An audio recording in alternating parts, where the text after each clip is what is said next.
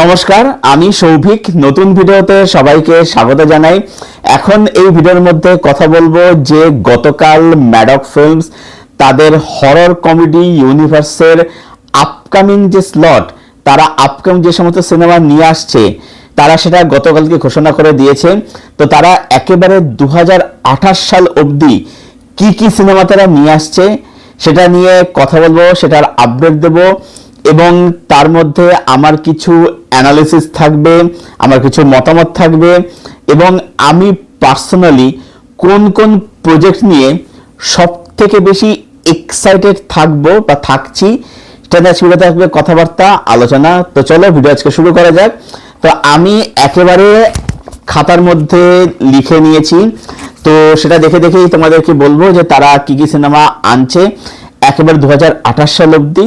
সেটা নিয়ে থাকবে কথাবার্তা আলোচনা এবং আমার কিছু মতামত, থিওরি, অ্যানালিসিস যা বলতে চাই বা আমি কোন কোন প্রজেক্ট নিয়ে আমি এক্সাইটেড নিয়ে কথাবার্তা থাকবে। So let's start. তো 2025 সালে অর্থাৎ এই বছরে ম্যাডক ফিল্মস নিয়ে আসছে দুখানা সিনেমা। একটা আসছে হচ্ছে থামা, যেটা হচ্ছে আসছে দিওয়ালিতে। এবার আমি চেক করে দেখলাম যে এই বছর দিওয়ালি পড়ছে হচ্ছে 20 অক্টোবর, অর্থাৎ আমরা 20 অক্টোবর ধরে রাখতে পারি যে থামা সিনেমাটা রিলিজ করছে।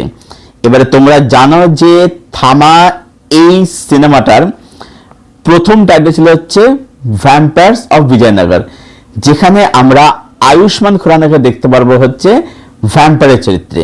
এবার তোমরা এটাও জানো এর সাথে যে প্রথমে এই ছবিতে থাকার কথা ছিল হচ্ছে সামান্থা, আর কি সামান্থা রুথ প্রভু থাকার কথা ছিল, বাট উনি থাকছেন না। তো ওনাকে রিপ্লেস করেছে হচ্ছে এখানে রশ্মিকা মান্ধানা, তিনি থাকছেন এখানে ছবির মধ্যে।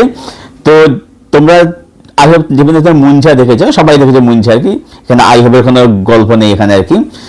তো মুঞ্জিয়ার মধ্যে কিন্তু একদম শেষে এই থামাবলি বা ভ্যাম্পায়ার্স অফ বিজয়নগর তার কিন্তু মেনশন ছিল যে দিল্লিতে একটা নতুন এরকম ক্রিচার এসছে যে এরকম সবার রক্ত শুষে খাচ্ছে আর কি। তখন বুঝতে হবে যে এটা হচ্ছে অ্যাকচুয়ালি ভ্যাম্পায়ার্স বিজয়নগরে এটা বা থামার এখানে এটা উল্লেখ করা হয়েছে। তো দেখা যায় থামা কিরকম, থামার নামে কিন্তু ভীষণ এক্সাইটেড আছে এবং আয়ুষ্মান খুরানার যে ফেস কাটিং সেটা দেখে কিন্তু তাকে কিন্তু তাকে কিন্তু ভালো মানাবে আর কি। তো দেখা যাক, যেটা আমি এক্সাইটেড আছি। নেক্সট আসছে হচ্ছে 30 ডিসেম্বর শক্তিশালিনী। তো মোস্ট প্রবলেম আমি এটা গুগল করে দেখার চেষ্টা করলাম, তো আমি সেখানে বিশেষ কিছু ইনফরমেশন পেলাম না। তবে আমি যেটুকু যা বুঝতে পারলাম, আমি পিঙ্ক ভিলার দেখলাম বা বলি বাংলা দেখলাম, সেখানে দেখলাম যেটা দেখে মনে হলো যে ম্যাডকের দেবী বলে যে সিনেমাটা আসার কথা ছিল আর কি, মানে আছে আর কি, আই মিন আছে, যেটাতে কিয়ারা আডবাণী রয়েছে আর কি। তো আমার যেটা মনে হচ্ছে যে দেবী নামটা চেঞ্জ করে তারা শক্তিশালিনী করেছে, যেটা আসছে হচ্ছে 31 ডিসেম্বর 2025 সালে। তো থামা আসছে দিওয়ালিতে অর্থাৎ 20 অক্টোবর, যেটা ডেট বলে আমার মনে হচ্ছে, এবং শক্তি আসছে হচ্ছে 31 ডিসেম্বর অর্থাৎ যে ক্রিসমাস থেকে যে ফার্স্ট যে উইকেন্ডটা সেই উইকেন্ড আসছে শক্তিশালিনী। শক্তিশালিনী বিষয়ে আমি অত কিছু জানি না, সেটা নিয়ে আমি এখনো মতামত দিতে পারছি না যে আমি কতটা এক্সাইটেড রয়েছে আর কি।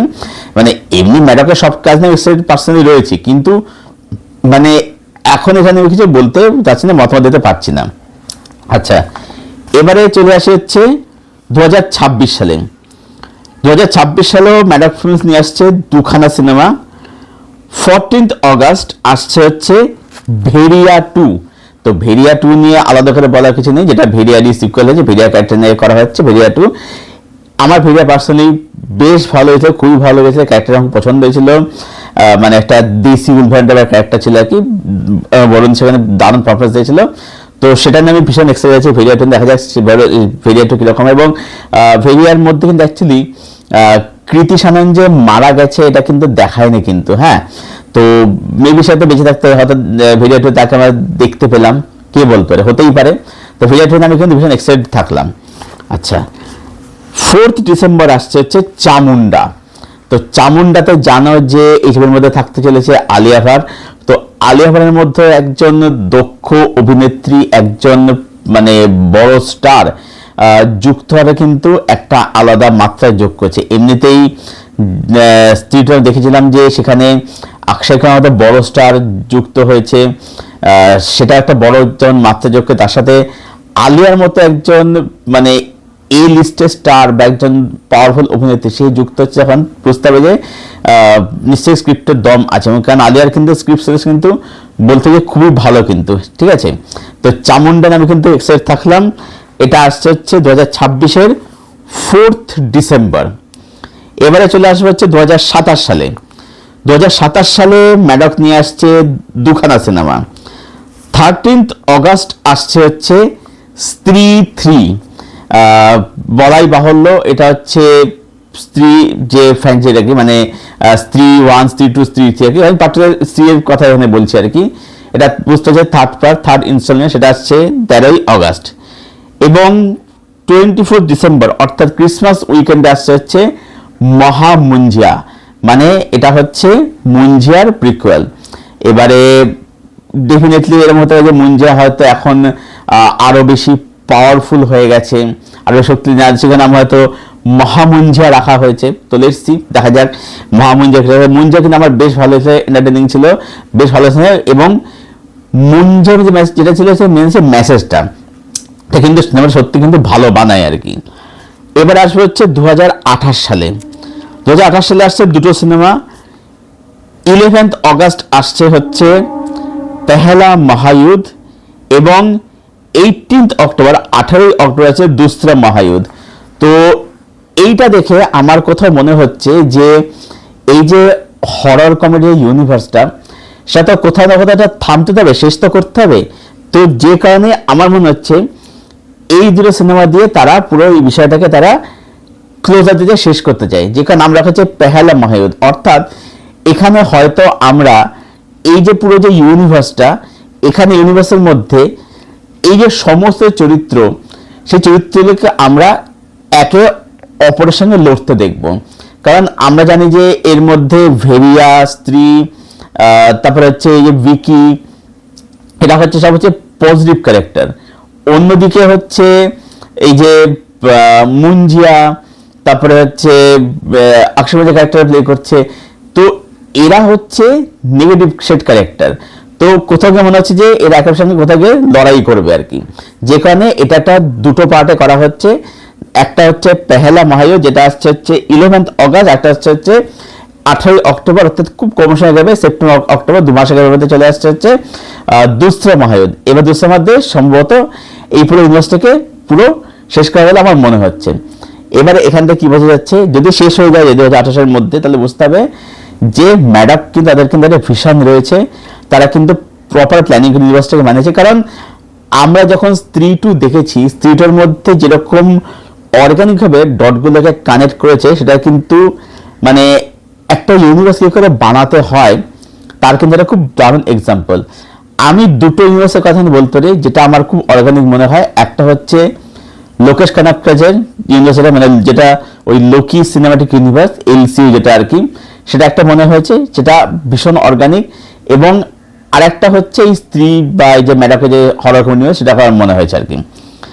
এবারে একটা বিষয় যদি ভালো করে যদি নোটিস করে তাহলে দেখবে ম্যাডক কোন কোন সময়টাকে তারা টার্গেট করছে।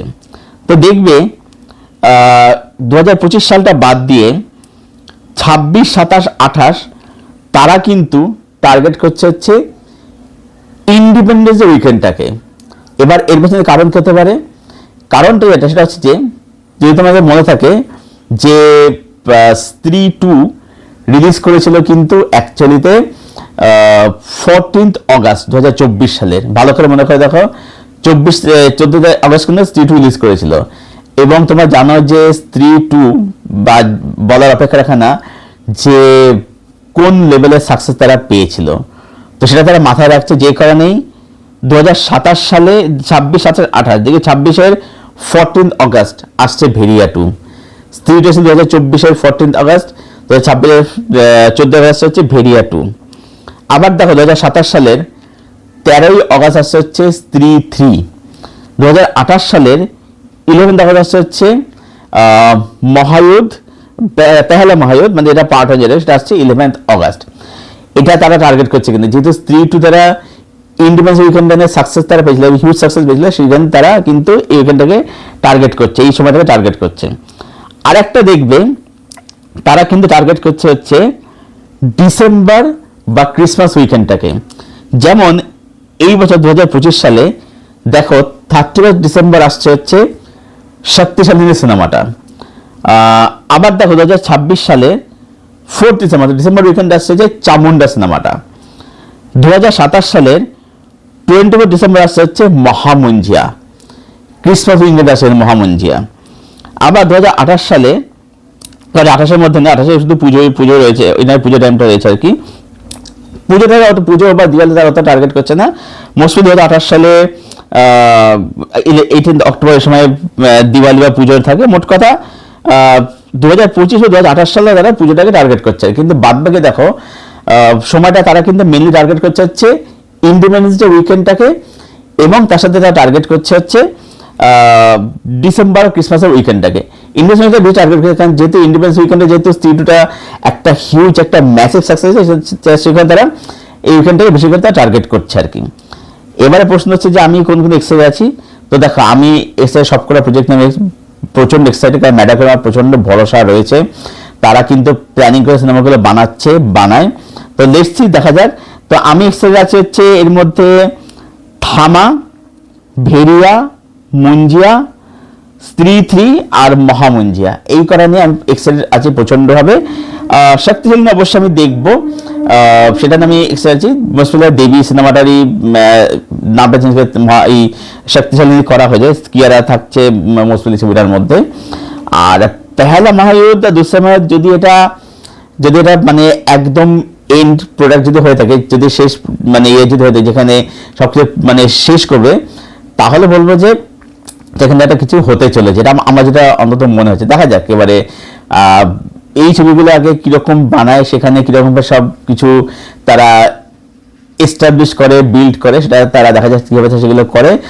তবেই কিন্তু মানে এই যে পেহেলা মহাযুদ্ধ দুঃসময় এগুলোতে কিন্তু বাস্তবে তবেই কিন্তু তৈরি হবে। আগে কিন্তু স্টেপ বাই স্টেপ আগে কিন্তু যে ছবিগুলো আপকামিং আসছে সেটা নিয়ে আগে কিন্তু ফোকাস করতে হবে, সেগুলো যদি ভালো করে বানাতে পারে, বানায়, তবেই কিন্তু গিয়ে যে এন্ড প্রোডাক্ট সেটা দিয়ে কিন্তু ক্রেজ বা বাস তখন কিন্তু তৈরি হবে।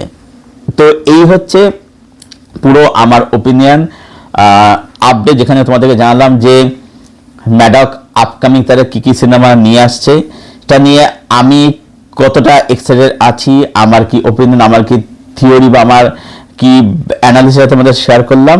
তো তোমাদের এই পুরো বিষয়টা তোমাদের কি মতামত সেটা অবশ্যই কমেন্ট করে জানাও।